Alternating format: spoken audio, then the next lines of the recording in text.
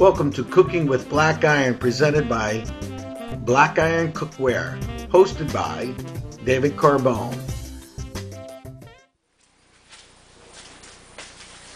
Okay, these units here have come out of the oven at 450 degrees, and I've let them stand and cool for a bit.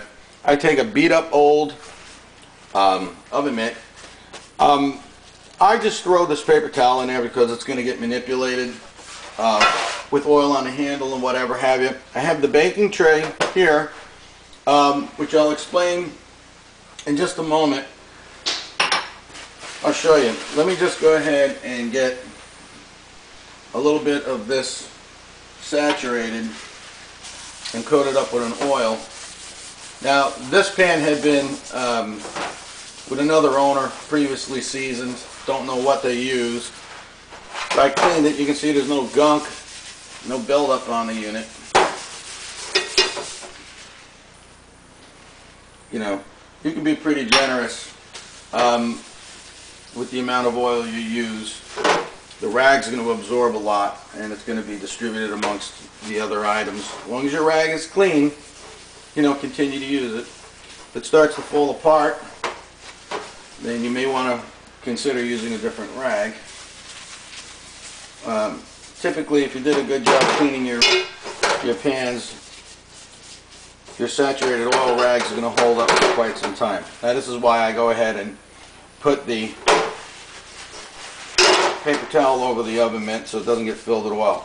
Now, the idea here with the cookie sheet is this is going to lay cooking surface down, and the reason for that is because the oils on the inside of this unit are going to run forward. I don't want them pooling inside the cooking surface. I want them running out. As this oil thins from being heated, it's going to run. This is, you know, very easy to do. It takes a moment. I enjoy it. I love cleaning my cast iron. You got to remember, this is hot. It's probably still hovering around, I don't know, 300 degrees or so, I would probably assume. And I like it about there. This oil is canola. It's a high smoke point oil.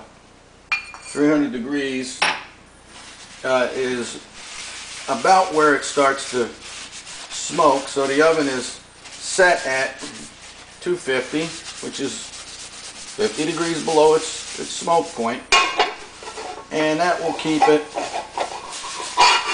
so that it seasons the pot without burning. And typically, if you can't get into little nooks and crannies, you want to anyway, so use a Q-tip, something of that nature. Right now I got plenty of oil on this, and I'm very generous with the oil on this round. These items are old. This is old. The toy skillet. That's an ashtray. This is a miniature corn stick pan, and I just acquired it. I want to get it good and oiled up. Now, inside of here, this rag is going to sponge up an awful lot of this. I'm not going to let it sit in there in a pool. The reason why I'm so heavy with the oil on this is because this also, before I had cleaned it, which I really should have showed you a demonstration of, probably will in another video, because cleaning cast iron is much different than seasoning it. The problem was,